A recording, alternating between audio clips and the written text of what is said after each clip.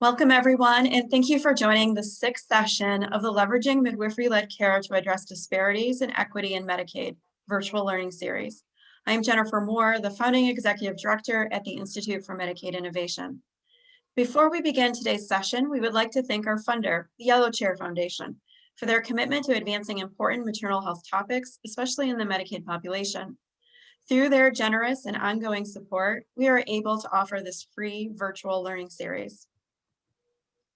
Jumping into today's session, our presenters will provide information relevant to two main learning objectives that build upon the required activities that you completed before this session. They include identify the essential elements for building a business case to support midwifery-led care in Medicaid, including financial indicators, clinical outcome measures, and data needed to calculate a return on investment. And second, identify opportunities to utilize the findings from the CMS-funded Strong Start initiative to initiate the development of the business case to support policy changes. However, before we get started with the panel discussion, my colleague Lydia Tonkano will review a few housekeeping items.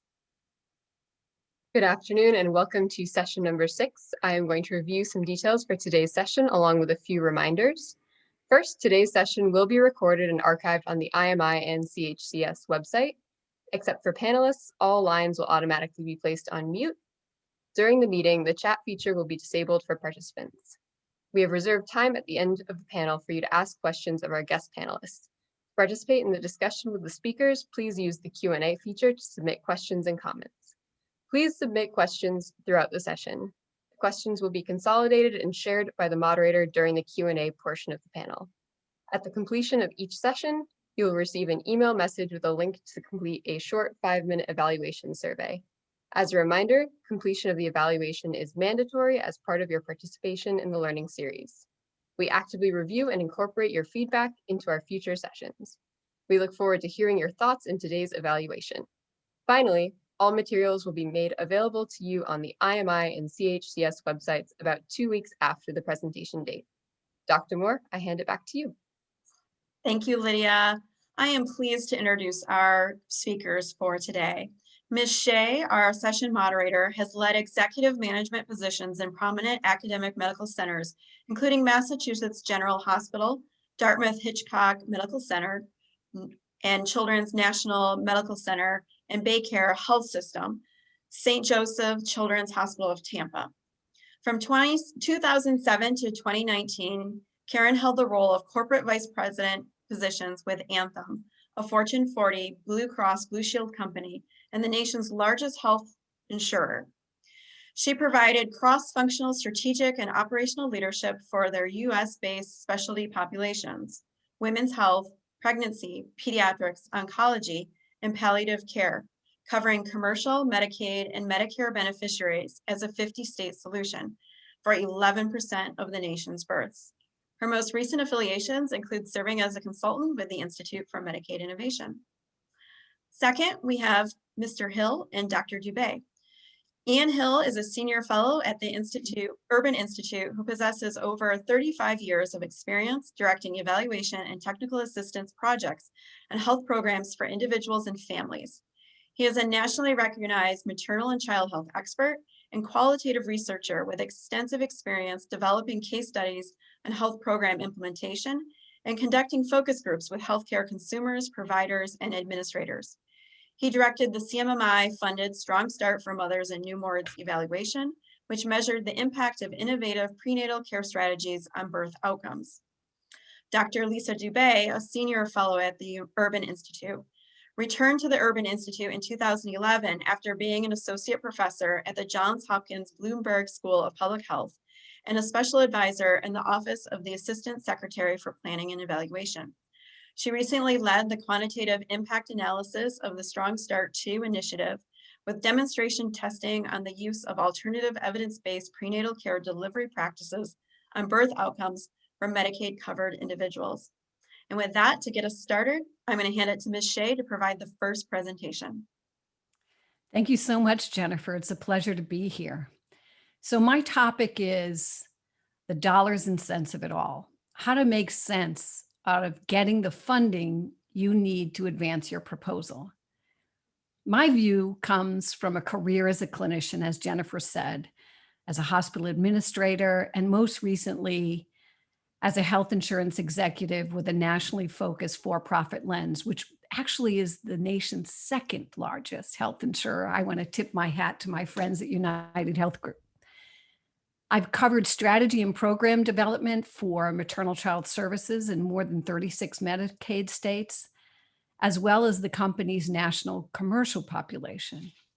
And during that time, I was really astonished by the maze, the multiple entrances, exits, dead ends associated with supporting midwifery-led models of care, and the untapped opportunity to improve birth outcomes. Like you, I knew we could do better, and I welcomed the opportunity to advance the cause when I was contacted by Jennifer at IMI to participate in the series.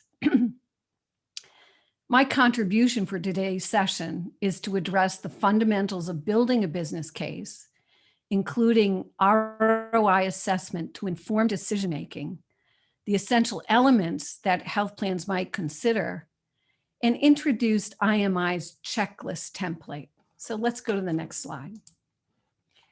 So yes, passion has led us here. You can hear it in the presentations and see it in the many questions proposed in the Q&A chat box.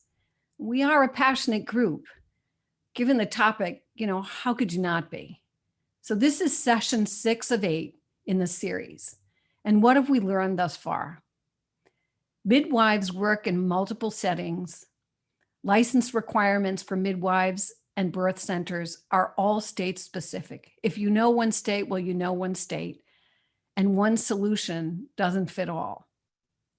There is strong clinical evidence to support the model, yet only 9% of births are attended by certified nurse midwives. There are many barriers to access, beginning with model awareness on the part of pivotal decision makers and ending with necessary reimbursement for services provided. We need to set our sights on improving birth outcomes, particularly for Black, Indigenous, and people of color. Lastly, we know that with the assistance of a well-positioned champion and coordinated efforts by key stakeholders, access can be impacted. There's plenty of passion for improvement, but it needs to be dovetailed with pragmatism. We have a diverse group participating in this series, which makes it hard to hit the sweet spot for this topic. Maybe you function as both the clinician and business planner for your organization, or maybe you are the business planner supporting clinicians. Perhaps you're an experienced economist, but would appreciate advice on business planning resources, tools, and strategies specific to advancing the midwifery-led model of care. Whatever you're looking for, if you need more information, as always, please reach out to the IMI team. They'll be pleased to assist. So let's go to the next slide. So what is a business case? A business case outlines the why, what, how, and who necessary to decide if it's worthwhile pursuing a project or initiative. Most large organizations have business templates. If you don't have one, a business case checklist specific to the midwifery-led model of care can be found within the IMI report titled Improving Maternal Health Access Coverage and Outcomes in Medicaid. It's designed to track progress towards completing a strong midwifery-led model of care business case. And I've listed the components of the checklist. Next, we'll talk a bit more about the specifics. So let's go to the next slide. Each business case is unique. Because midwives provide many services that improve birth outcomes, it's important to be specific about what you want to achieve and then provide a targeted analysis of the environmental factors, new service volume, income, and expense to arrive at the statistic, which would be the return on investment. And this assumption is often used as the driver of funding decisions.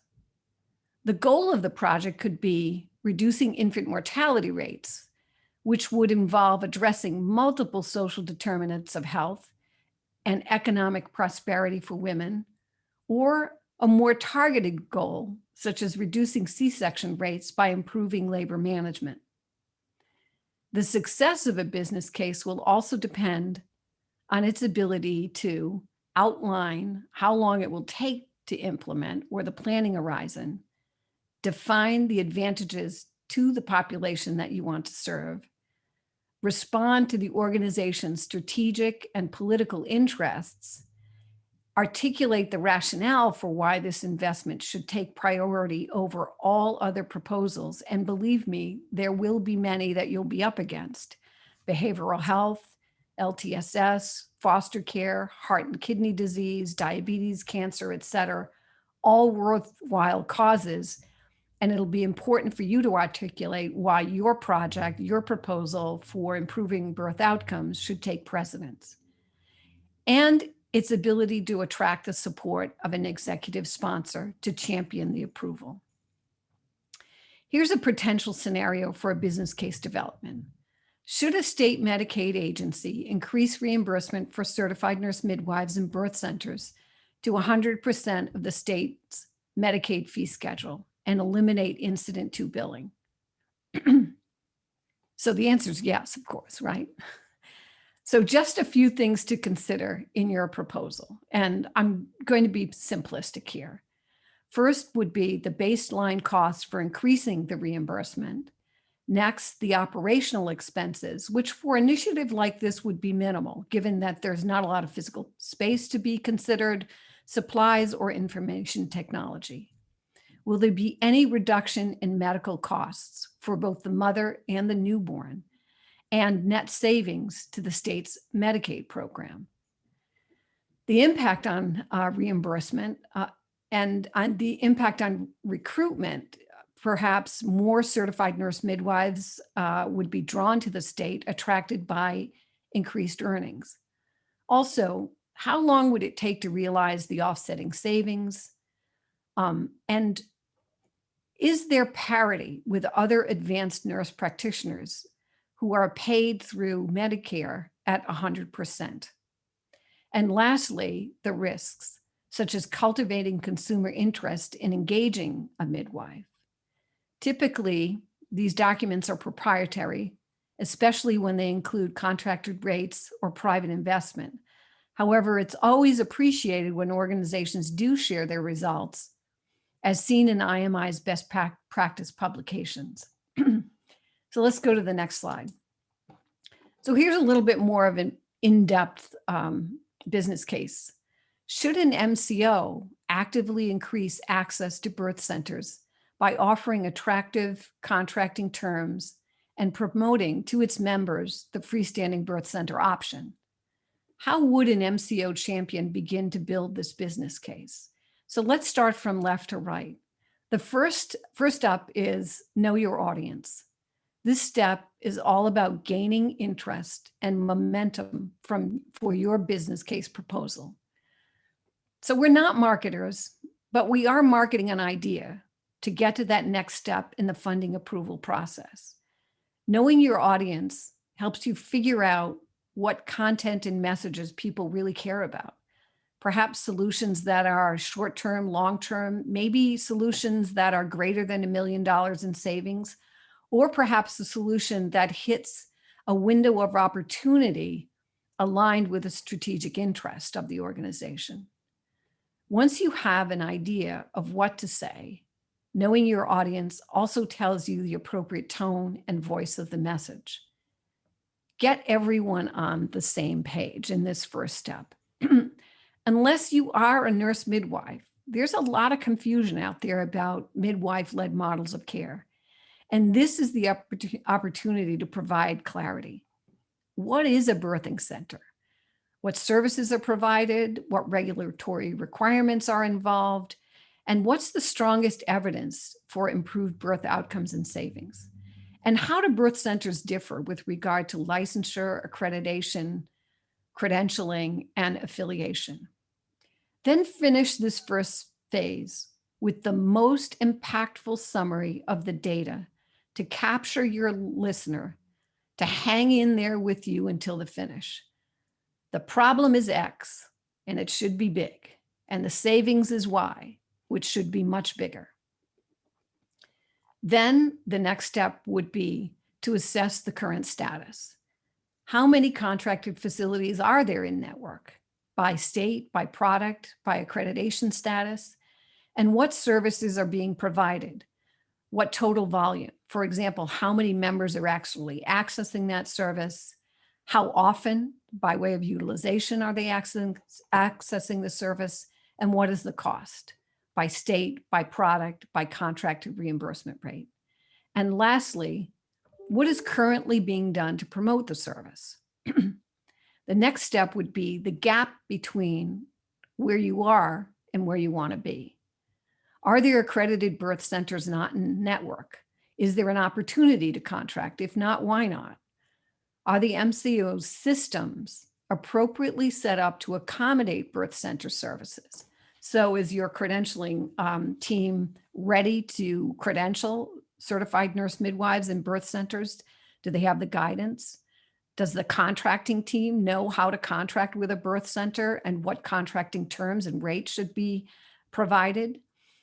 Is the claims payment system set up to adjudicate claims from birth centers? If not, what would it take to fix the deficits? Is there pent-up demand for the service that's ready to shift?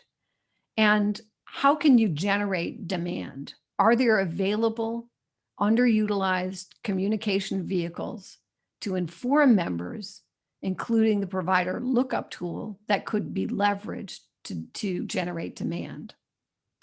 Next would be cost of care, or another way of saying it would be medical cost savings. For an MCO, this is typically a claims-based analysis completed by a medical economics analyst. Let's start with cost. There will be one-time implementation costs for this particular initiative.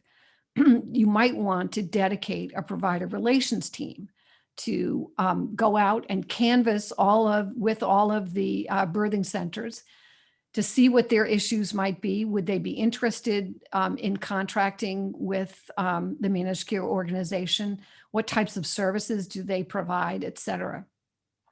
And there will also be ongoing costs of increased reimbursement rates. And then the savings, short-term, medium-term, long-term. The short-term savings would be associated with the average cost for an OBGYN hospital-based delivery versus the birth center for a matched cohort. The medium-term would be those savings realized in the first year of life for the episode of care for both the mother and the baby cohort. And then long-term savings could be associated with cost avoidance for that repeat C-section that was avoided, and the complications such as hypertension, preeclampsia, diabetes, and postpartum depression. Also, is there a strategic advantage beyond cost of care savings? Will the initiative impact an unmet regulatory requirement? Will it impact value-based purchasing and quality improvement goals, or provide a request for proposal response advantage? These all add up to value to support your proposal. Then the risks. What might get in the way of your success? Lack of accredited birth centers in the state with the desire to contract with Medicaid, even at a higher reimbursement rate. Perhaps an unfavorable regulatory, competitive, or political environment. And what are the mitigating strategies that you might deploy to address these risks? Lastly would be the evaluation. How will you know if you're successful? What measures will you use? Are the measures verifiable and easy to capture? So let's go to the next slide. I mentioned that one of the most important components of that business case is the ROI calculation. And first, let's start with a simple ROI calculation. It's a cost-benefit analysis. It can be used to gauge an investment's profitability and to rank order priorities for investment. So basically, it's the savings minus the costs, which would equal the net profit. And the ROI is a calculation of the net profit divided by the total investment or cost multiplied by 100 to get the percent.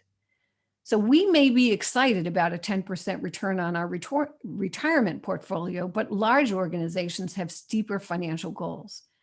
The optimal ROI is in the range of 2 to 1. So for every dollar spent, that dollar brings back $2 to the organization with a short horizon, which would be within that planning year or on the outside within 2 years, adjusted for inflation and regression.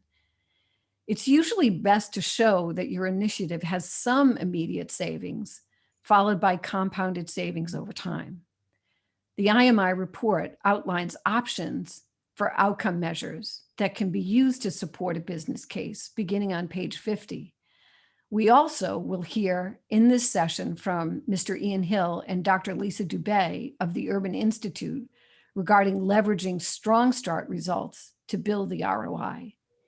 However, this simple financial ROI formula is significantly limited when considering more extensive and long-term social impact of an initiative, particularly one involving women's health, or more specifically, birth outcomes. So next slide. So let's talk about that social return on investment. 525,600 minutes. We all know the song from Rent, Seasons of Love, that goes, how do you measure a year in a life? In daylights, sunsets, midnights, cups of coffee? How about love? How can we quantify the social impacts of maternal morbidity and mortality, infant mortality, and the measure of a life lost? Next slide. So producing a social return on investment for reproductive, maternal, newborn, and child health has its challenges. The outcome horizon might span 10 to 20 years beyond the initial intervention, based on avoidable unintended pregnancies and optimal birth spacing. A pregnancy-only initiative could take 2.5 years to evaluate, with 9 months for the intervention to show a birth outcome, then 1 year to evaluate the postpartum and newborn outcome, and perhaps 6 more months to collect the data and begin reporting on the intervention's impact. Even longer if an NICU admission is involved. This is typical for research, but perhaps too long for some investors. Funders of maternal child initiatives, including midwifery-led models of care, may need to have a broader public health perspective that is guided by a longer-term outlook. Also, with a longer-term outlook, MCOs will consider membership turnover, affectionately called the churn. For example, will the impacted member still be a member with the organization when the savings impact is realized? Which may suggest that more costly initiatives with longer-term impact horizons may be best championed by federal and state agencies and implemented through MCO RFP process and public health endeavors. Next slide. So let's recognize our challenges and talk about social return on investment as a tool. What is it? A social return on investment is an outcome-based measurement tool that helps organizations quantify in a robust and rigorous way the social, environmental, and economic value of an initiative. From my perspective, this more detailed approach is very helpful when an organization believes moving forward with a program is the right thing to do, but the quick math just doesn't add up. In our context, it allows for a broader evaluation beyond savings derived from reductions in avoidable medical costs and captures the value of a wide range of outcomes. The analysis produces a narrative that describes how much social value in dollars is created for every dollar of investment. If you're interested in learning more about the economics of a life lost and things that just can't be monetized, much has been written about monetizing a child's life in connection with the passage of backup cameras requirements for automobiles. The steps in the analysis include establishing the scope with clear boundaries. For example, how broad should you cast the net to capture impact? Developing a theory of change, giving outcomes of value, isolating the change that would have happened anyway, or not because of the initiative, regression to the mean or attributed to the actions of another organization's initiative, and then calculating the social return on investment. This step involves adding up all the benefits, so subtracting all the negatives, including investment, net present value of money, and comparing them to the investment. So next slide. This is a step in the right direction. The Biden administration issued an executive order, which is actually signed on Inauguration Day, called Modernizing Regulatory Review. The order directs the Office of Information and Regulatory Affairs, the organization located inside the Office of Management and Budget, to begin a process with the goal of producing a set of recommendations for improving and modernizing regulatory review. And of course, this is only recommendations, and we wish it were more, but basically, it's setting out to create a vetting process that incorporates social and environmental benefits. So let's go to the next slide. And this is just the end slide, just a few references for all of the overachievers in the audience. And now what I'd like to do is to transition over to Mr. Ian Hill and Dr. Lisa Dubé for their Strong Start presentation. Lisa, Ian?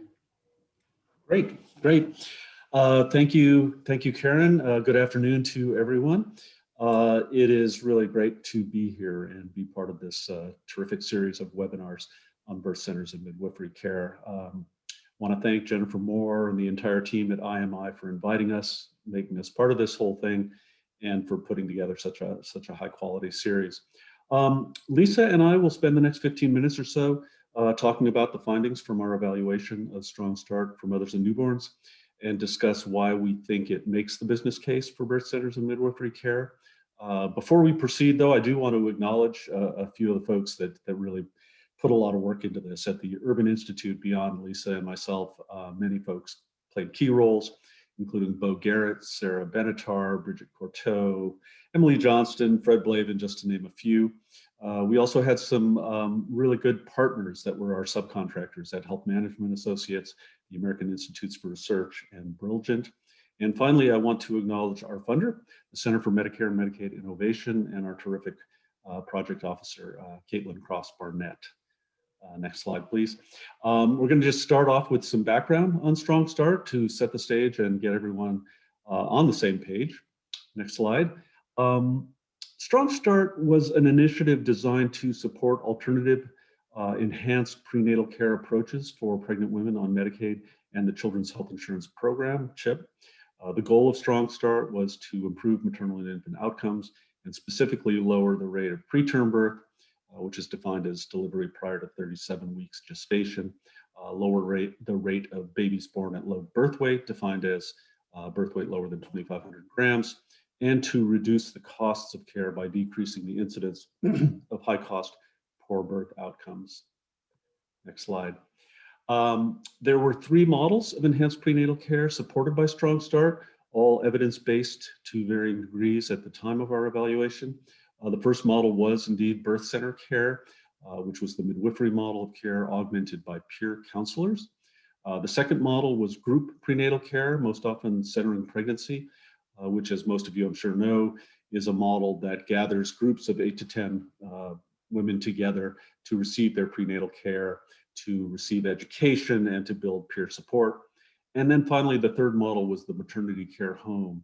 And you can think of this as a prenatal care version of a primary care patient-centered medical home, typically with a heavy emphasis on care coordination. Strong Start was funded by the Affordable Care Act with a budget of around $40 million, and that supported the delivery of enhanced prenatal care by 27 awardees operating in over 200 provider sites in 32 states, DC and Puerto Rico. And since we're focused on birth centers today, you should know that there were 2 birth center awardees operating in 47 sites across the country. Next slide, please. The Urban Institute received a 5-year contract from CMMI to evaluate the implementation and impacts of Strong Start. We were charged with documenting and monitoring the implementation of Strong Start and measuring the impacts of Strong Start on maternal and infant outcomes and costs. Specifically, we worked to answer a range of research questions beyond the one that's just here on your screen. We went out to look at how Strong Start care differs from typical Medicaid prenatal care. We looked at the characteristics of Strong Start participants, their demographics and risk profiles. We wanted to answer the question of what is the impact of Strong Start on a wide range of outcomes, primarily gestational age, low birth weight, and cost. And we wanted to investigate and answer the question of what features of Strong Start helped explain the variation in outcomes and impacts. To answer these questions, we employed a mixed methods approach to our evaluation. We had a very large qualitative case study component where we collected data over 4 years. We conducted around 750 interviews with about 1,000 key informants. We conducted about 130 focus groups with just under 1,000 women. We also had a very large participant level process evaluation where we gathered and analyzed data on about 46,000 Strong Start participants and gathered data at 4 different points in pregnancy, at intake, at the 3rd trimester, postpartum, and then we did a medical records review. And finally, the impacts analysis, which used linked birth certificate and Medicaid eligibility and claims data for women in Strong Start compared to women in typical prenatal care. So we're going to focus the rest of our time on that last piece. And I will hand off to Lisa Dubé now. Lisa, next slide. Great, thanks, Ian. So I'm going to talk about our findings from the Strong Start evaluation, and as you'll see as we go along, they have important implications for building the business case for expanding midwifery and birth centers in Medicaid. And while the evaluation, as Ian mentioned, was really broad, I'm just going to focus on the results from our impacts for women that were receiving prenatal care in birth centers. As Ian said, we set out to assess whether the effects of receiving Medicaid-covered prenatal care at a birth center were on preterm birth, low birth weight, and costs for the mother and infant during the prenatal period and over the first year after birth. And we were interested in understanding what the improvements were relative, or if there were improvements relative to care that's provided to women in typical Medicaid settings. Just a little bit about the birth centers that were in our impact analysis. They were all freestanding birth centers. There were 21 of them.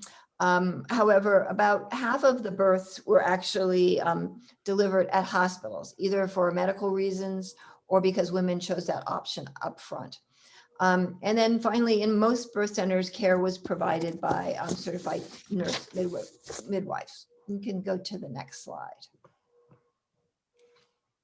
So to conduct our analysis, we drew on 3 main sources of data. First of all, birth certificates, Medicaid eligibility files, and Medicaid claims and encounter data.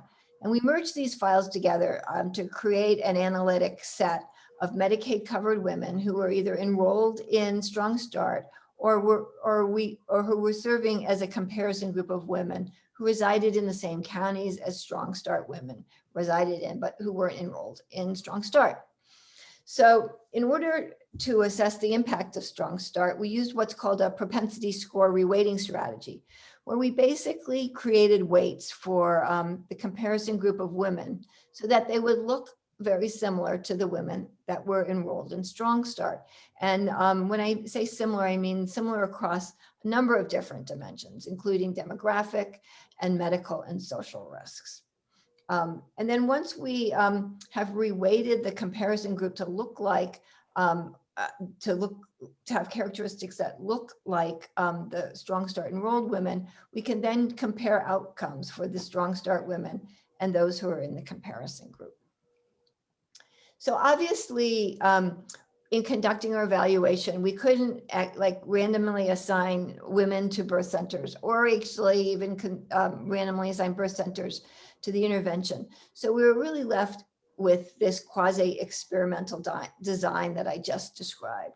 And I think in this situation, and we certainly had, we had to really think about this as we were publishing our work.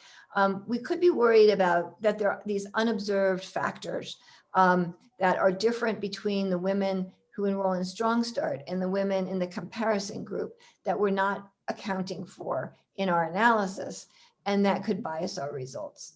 So because we were concerned about this, we did a number of sensitivity analyses to try to address this issue.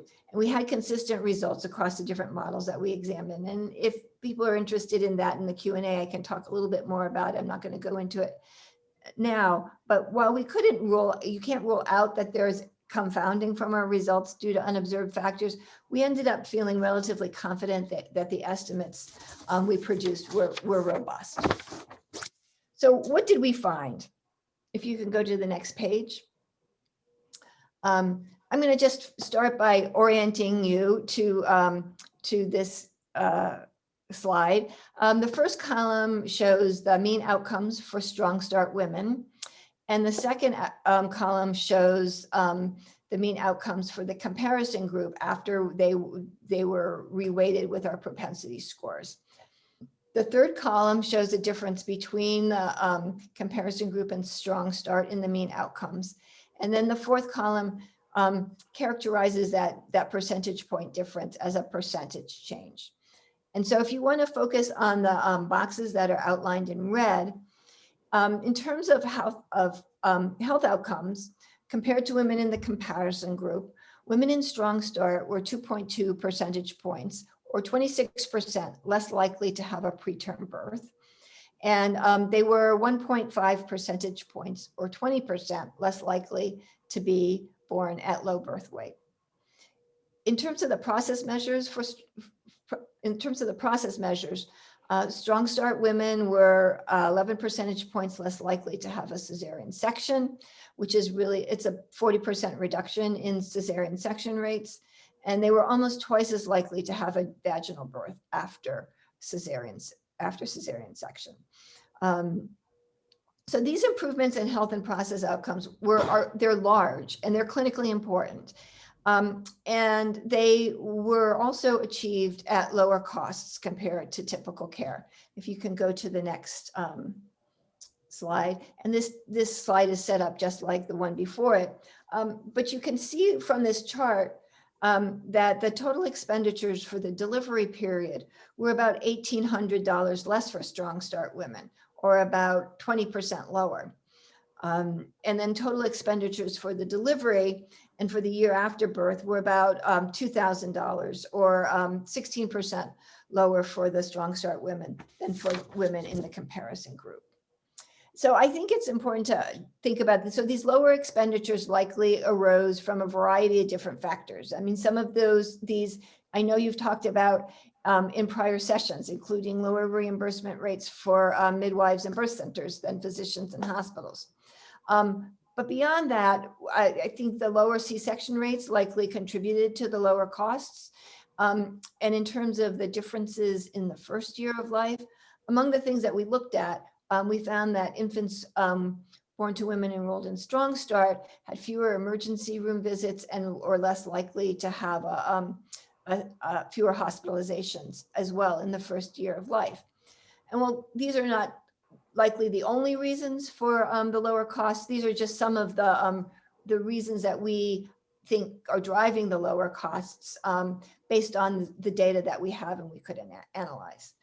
And then just sort of speaking to Karen's point about the social costs, I think while we see this, $2,000 cost savings, I think there are many other long-term costs of preterm birth that aren't captured in the analysis that we're doing. In fact, the National Academy of Medicine estimated that there's about $26.2 billion a year. This is in 2007 dollars that are due to that are attributable to preterm birth, and including medical and health costs for the baby and the mother, early intervention services, and special education services, and lost work and pay ultimately. And so while we're not accounting for that in our model, as you think about developing your return on investment and social investment estimates, those are some of the other things that you would probably want to consider. I'm going to turn it back to Ian now. Great. Next slide, Kelly, please. Okay, thanks, Lisa. Great. So let's process all this and discuss the implications of our findings for Medicaid, for prenatal care generally, and for the business case for birth centers. You know, as all of you know, I'm sure the U.S. health system spends more on maternity care than any high-income nation in the world. Yet we consistently experience among the worst maternal and infant outcomes compared to similarly wealthy countries. Strong Start really set out to see if enhanced prenatal care models, alternative models, could address that. And indeed, we come away finding that birth centers did. This was not the case with the other two models. We don't have time to go into that today, or maybe during the Q&A we can, but the birth center findings really leaped out. As Lisa said, birth centers, women who received birth center care under Strong Start experienced lower preterm birth rates, low birth weight rates, lower C-section rates, higher VBAC rates, all compared to women in typical prenatal care who were risk matched. And they did all this at lower costs. So it's pretty impressive stuff. From our case studies, which we don't have a lot of time to talk about today, we learned that this was likely the case because the midwifery model was more time intensive, more patient-centered, and placed more emphasis on education, psychosocial support, and shared decision-making between midwives and birthing people. In other words, women who were served in birth centers were more engaged and empowered during their pregnancies. So next slide. The clear implication of this for Medicaid is that if more pregnant beneficiaries access birth center care for their pregnancies, on average, they would likely experience significantly better birth outcomes, and the Medicaid program would save money, which is a huge finding and one that we should let sink in for a moment. But unfortunately, only a small fraction, as Karen said, only a small fraction of Medicaid women get their maternity care at birth centers. And as you've learned throughout this IMI series, that there are several reasons that contribute to that, managed care now dominates Medicaid, but birth centers told us that they often have difficulty contracting with Medicaid MCOs. Even when birth centers succeed in obtaining contracts, the reimbursement they receive is often too low to cover their costs, so they have to limit the number of Medicaid women they serve. And as we also learned in a previous session, state regulations can really limit the supply of birth centers available to pregnant women because of scope of practice laws, because of licensing policies. They can really make it difficult for birth centers and midwives to practice in many states. Fortunately, however, the Strong Start findings, I think, provide ample evidence for birth centers' efficacy and efficiency. And we hope that these provide some really key data points for you as you make your business case to change the current state of affairs. So I will stop there, hand back to Karen and Jennifer, and we can move on to the Q&A session. Great, thank you. So our first question that I want to direct to you, Mr. Hill and Dr. Dubé, comes from one of the participants. They have been hearing that when birth centers use the Strong Start results, payers oftentimes review it as a cheaper model, when in reality it's related to, as Dr. Dubé mentioned, low reimbursement rates, which are a huge issue.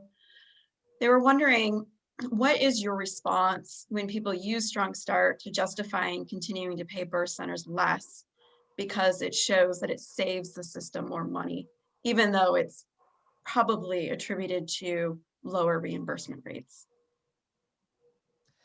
I would say it's probably attributable to a couple of different things. Part of it is lower reimbursement rates, but the much lower C-section rates also contribute, I think, probably pretty importantly to those lower costs. Mm-hmm. Concur. And so earlier, Ms. Shea mentioned churn as an issue to consider as part of the business case. Mr. Hill, you mentioned qualitative findings as part of the Strong Start Initiative. In what way, if any, did the Strong Start Initiative increase member or community satisfaction when you spoke to them? Yeah, so as when you introduced me, you said I was a qualitative researcher, and that is the case. And so I was really, whereas Lisa led the impacts analysis, I led the case study component.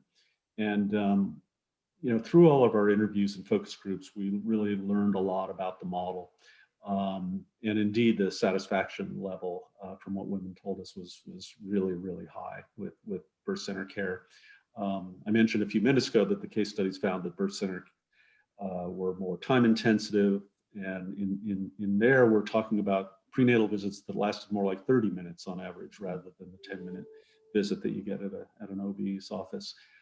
They were more holistic in terms of focusing on education, on things like breastfeeding, birth spacing, nutrition, and they were also more supportive psychosocially in the form of not only kind of, that's in the DNA of midwives to begin with, but also the augmentation of peer counselors that provided 4 or 5 visits per pregnancy to pregnant women.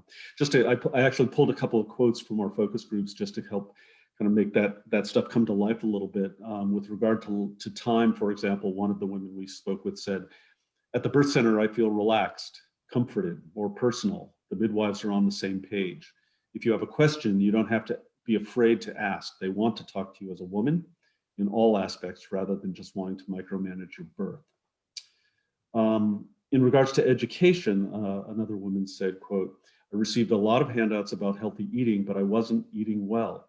The peer counselor gave me suggestions for incorporating vegetables that I had not really thought of before."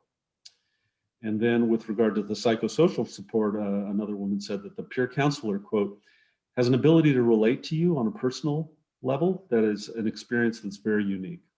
Like your needs really matter. The emotional component of it was a huge rock for me." So I think, we heard that over and over and over in the groups that we conducted, and, really think that had a lot to do with sort of making the difference. I want to just say a little bit also about the churning too, because we did actually have the Medicaid eligibility files. And so what we did see, it varied by expansion versus non-expansion state, but many women come into Medicaid covered prenatal care from an insurance and then go out at the end. And so in terms of the moms, there is that churning that goes in and out because the eligibility is different across, for pregnant women than for non-pregnant women. But, not surprisingly for the kids, we saw many of them. I mean, like I would say 90% of them were enrolled for the next year. And so I think the kids are really potentially pretty different than the churning that you see with the moms. Mm-hmm. And I guess I would say that just to bring us up to current events, the American Rescue Plan and some of the short-term provisions for extending postpartum care creates a nice window of opportunity for your business case development to suggest that women will be in care a little bit longer postpartum, and there's some potential savings there as well. Absolutely. Any thoughts from you about churn and the investment of these initiatives and how they can impact churn from your perspective? Is that question for me, Jennifer? Yes, please. Yeah, okay. I was just about to jump in on the topic of churn. Yeah. I'm not able to quote any particular studies on Medicaid churn, but as Lisa did mention, women become eligible for Medicaid because of their pregnancy, typically in most states at 200% of the federal poverty level, and in places like Washington, D.C. at well over 300% of the poverty level. So you do see quite a bit of involuntary churn or disenrollment because of loss of eligibility. But in addition, unfortunately, we see far too many individuals lose eligibility because they failed to recertify, which in some states is more difficult than others. Some it's electronic, others you have to actually show up in person and submit a form, et cetera. But in addition, you see some voluntary turnover that is tied to provider panel. So for example, I've delivered my baby with this obstetrician or this certified nurse midwife group, but now I would like my child to see this pediatrician who is not in network with this particular insurer. And so I'm going to disenroll and move on to another insurer. In some states, individuals are locked in for a year, others not so much. They could make a change after they deliver. So again, every state is a little bit different. But you do see that managed care organizations are going to factor this in when they think about, what is the long-term savings on the part of a particular initiative. You see this most specifically with, the home visiting programs, the nurse family partnership, where they're following a family for 2 years. It's difficult to be able to say that this particular family is going to stay with that insurer for that long-term period of time. And that's why we see it's been funded through the CHIP Reauthorization Act. Great, thank you, Karen. And we've received several questions about whether or not the Strong Start Initiative findings have been published. If you refer to the required activities and the recommended activities as part of the pre-session email, you'll find links to those resources. We'll also send them out to everybody as part of the post-session email in about 2 weeks. Dr. Dubé, I want to follow up on a question from earlier related to the lower reimbursement rates. And we have a question here asking if you made any adjustments to account for that in your calculations. We didn't. Right, thank you for. I think that's, I do think that people are raising a really important point, which is they are lower costs, and at least a part of that is because they're not, midwives and birth centers are not being paid in the same way as hospitals and physicians. So I think I think we say that in the paper, but I think as you're talking about that, I think it's sort of like this. It's not a chicken and egg thing exactly, but it's tricky to think about how to frame that as you're doing your advocacy. Absolutely. And we've been getting several questions here. Could you describe a little bit more in detail the characteristics of the birth centers, where they were located, who staffed them, if they were concentrated in one part of the country? We also are getting questions about if you know which ones were BIPOC owned. Maybe a little bit more detail about who participated in this initiative would be helpful. Okay. Lisa, should I do the map first, the location? Yep. Good.